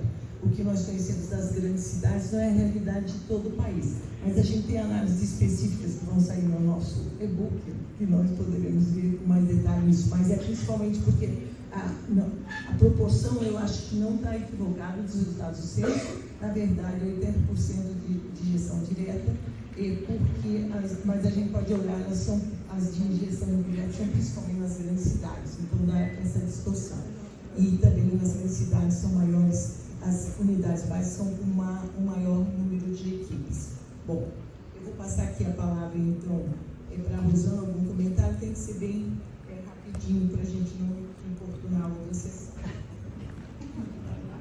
Estão aqui, realmente fortalecimento da atenção primária à saúde no Brasil através da estratégia de saúde da família, constituído como realmente um modelo territorial de base comunitária. Eu acho que os resultados aqui trazem evidências robustas, né, de que este modelo modifica, né, o perfil de ações que as equipes, né, oferecem à população.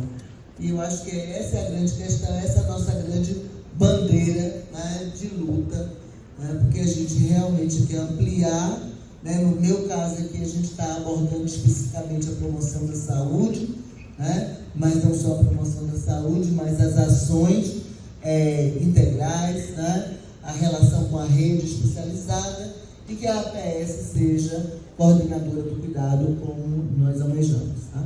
Então, muito obrigada, foi um prazer estar com você.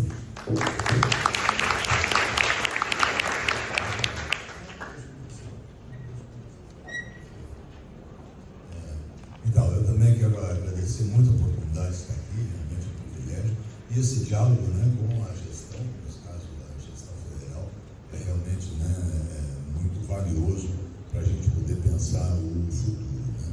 Acho que inclusive tem a ver com a pergunta da nossa colega Letícia, não é isso? Que estava querendo saber por que a completude do cuidado de condições crônicas é pior no Sul. Nós também queremos saber por quê. A gente também quer saber muito por quê. A gente quer aprofundar esse... Temos pistas, temos algumas pistas. Por exemplo, Santa Catarina, que sempre se destacou de um modo muito, né, importante em relação à estratégia de saúde da família a atenção primária, né, houve mudanças ao longo do tempo que podem ter comprometido essa resposta, né? A gente sabe que historicamente o SUS sempre teve unidades básicas de saúde muito precárias, casas velhas alugadas, etc. Com o tempo, né, conforme as colegas mencionaram, a Helena estava por aqui, né, tem estudado isso, mostrou que melhorou muito o padrão das nossas unidades básicas de saúde.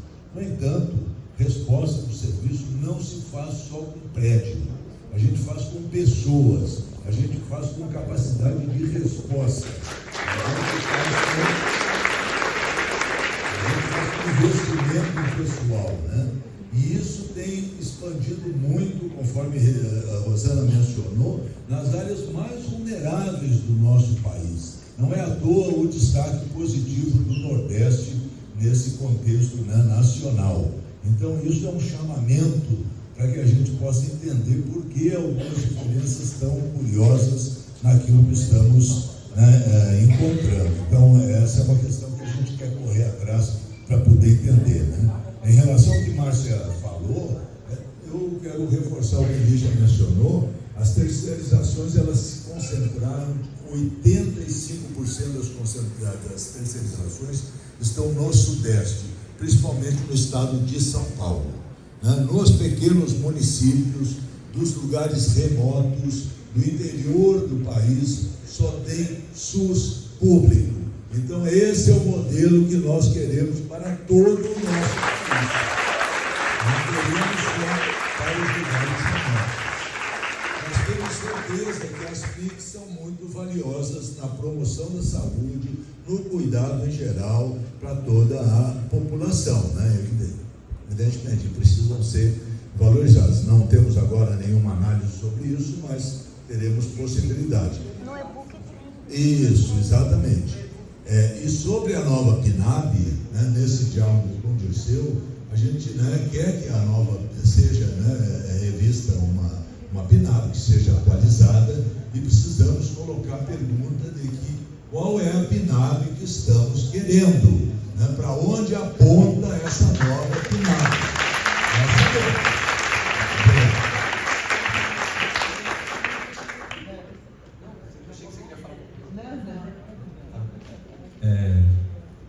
Então, vou tentar passar pelas questões aqui, mas queria reforçar o agradecimento a todo mundo envolvido no censo. Eu queria reforçar, deixar isso claro, nós do Ministério, todos os parceiros e a rede, a PS foi decisiva para isso, então obrigado, professores, obrigado à rede. Vou tentar seguir a sequência de perguntas, né, da Letícia. Nós avaliamos que, assim, quando você fica, estou falando aqui da Inútil, né?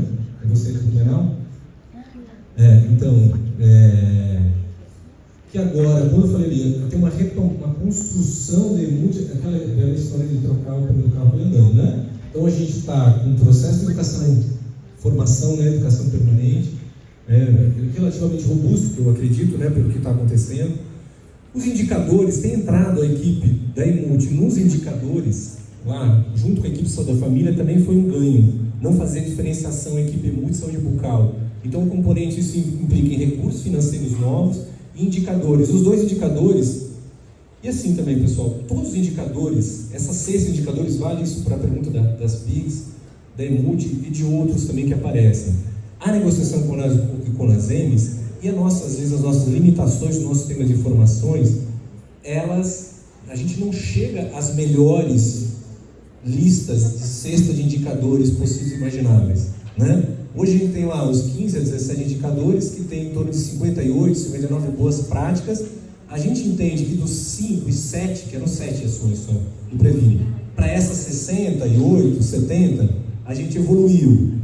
A gente não tem avaliação externa, que é o desenvolvimento do PMAC, mas a gente tem agora o censo, né? Então, o que deu na negociação, eu vou associar essa...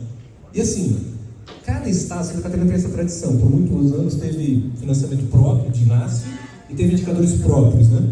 Cada estado e cada município tem o seu elenco de indicadores que pode acoplar, cada região de saúde, cada estado acoplar nesse rol mínimo de indicadores. O estado da Bahia acabou de lançar um financiamento que valoriza os indicadores do compactação nacional, mais indicadores de impactação regional e do estado da Bahia. Eu acho que isso pode evoluir em cada região de vocês para indicadores que lidam com o perfil epidemiológico de cada estado.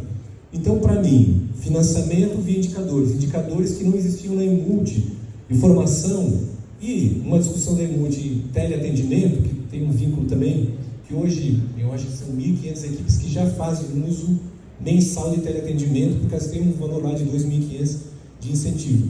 Me parece que é um início de um processo de retomada. Claro que isso vai se dar muito mais de agora em diante, olhando para o resto dos indicadores. O Geraldo fala da nova lei dos ACS, que vai ter demissão em massa. Esse era o mesmo argumento que a gente discutiu o piso lá em 2014. E não teve. Só aumentou. A gente tem 281 mil agentes comunitários. Se vocês olharem no site, que esse dado é público, tem 41 mil pedidos de agente comunitário, dos gestores, para credenciamento de novos agentes comunitários. Eu não trouxe para vocês isso, mas emenda e agente comunitário é 48% a 50% do nosso orçamento. Só esses dois. Eu estou falando todo o resto, tá? Mas médico, investimento, saúde da família, saúde bucal, multi-âncer. Eu estou vendo 2 ações só, agente comunitário e emendas parlamentares. Eu acho que é imprevisível, né? O que vai acontecer. O Ministério está acompanhando, claro, o que está acontecendo. Foi agora, avançou, né, o projeto no Senado da aposentadoria especial dos agentes comunitários, né? Mas sobre a gestão das UBS, isso aqui me só uma diferença na sua fala. Eu acho que não são só os municípios pequenos, não. Eu acho que os municípios médios e muitos municípios grandes têm atenção primária estatal. Pelo que eu lembro do dado do censo, das 45 mil, Márcio, só tem 2.400 UBS com gestão que não é estatal. E a atenção primária, tem um artigo da Lenir Santos que eu sempre faço referência a ele. A atenção primária é um elemento estratégico do Estado brasileiro, como é a vigilância sanitária. A iniciativa privada não faz atenção primária como a gente faz. Então, até diferente da rede hospitalar e da atenção especializada e laboratorial, a nossa atenção básica se caracteriza por uma atenção básica estatal, pública, né? E os dados do censo revelaram o que a gente já imaginava, mas os dados eu achei que até menos do que eu imaginava do número de UBS, né? Então dá em torno aí de 4%, 3%, enquanto a atenção especializada deve beirar os 80%. Né? Não estou dizendo que é bom esses 3%, estou dizendo que eu acho que está localizado, tá? Não é... Ainda está localizado nas grandes cidades. Mas também as grandes cidades têm muita UBS, muita equipe, e a estatal também, né? Eduardo, das PICs eu não sei exatamente agora, especificamente o indicador e o investimento. Das PICs tem um investimento muito forte em educação permanente, oferta de cursos. E sobre os parâmetros, eu esqueci o seu nome de Juiz de Fora. Simone. Então, a Simone traz um debate fundamental associado, ela traz 2 debates, né? Importantes. 3 aqui, do parâmetro muito alto. Pessoal, quando começa 2023, a gente tinha 26.300 equipes com mais de 4 mil pessoas, tá? O modelo anterior, ele estava implodindo a dinâmica de aumento do número de pessoas por equipe. O que a gente fez? A gente deu um freio de arrumação. Isso vai mudar de um ano para o outro? Não. Mas quando você tem um parâmetro de 4 mil, você induz simbolicamente as pessoas buscarem 4 mil e era para o dinheiro. Hoje não mais. Eu posso ter 2.800, posso ter 2.700, que eu não vou ter prejuízo do recurso financeiro. Então, um parâmetro, a gente puxa, dá um freio de arrumação e puxa o parâmetro para baixo. E nas negociações foi o que deu esse teto. E quem passa do teto, vou terminar. Bem, uma mensagem final é sobre a política, né? A política nacional. Eu acho que isso aqui revela para a gente a necessidade de pensar A quarta, tomara que a nossa geração aqui, no nosso momento, a gente viva politicamente esse momento de construir a quarta Política Nacional de Atenção Básica, baseada em evidências, baseada na discussão política, e dizer que a disputa sobre o modelo, o orçamento, a saúde da família, se é eficaz ou não, ele se dá todo dia. E o censo joga água no nosso moinho para dizer que a atenção primária precisa ter a centralidade do modelo de saúde da família. E a disputa continua, não para aqui. Muito obrigado, pessoal. Muito obrigado, Lídia, Rosana. Muito obrigado, Faquinho. Parabéns. Obrigada, Lúcia. Nós estamos finalizando. Eu só queria lembrar vocês que na semana que vem vai estar no site da Rede APS, que é redeaps.org, o nosso e-book com panorama da atenção primária à saúde do SUS, com os resultados do censo das quase 1.000 variáveis, organizado em 7 capítulos, com os resultados para o Brasil e para as regiões do país. A gente convida vocês a entrarem na nossa rede, também se inscreverem lá na rede, sem não se inscrever. Muito obrigada a todos, obrigada.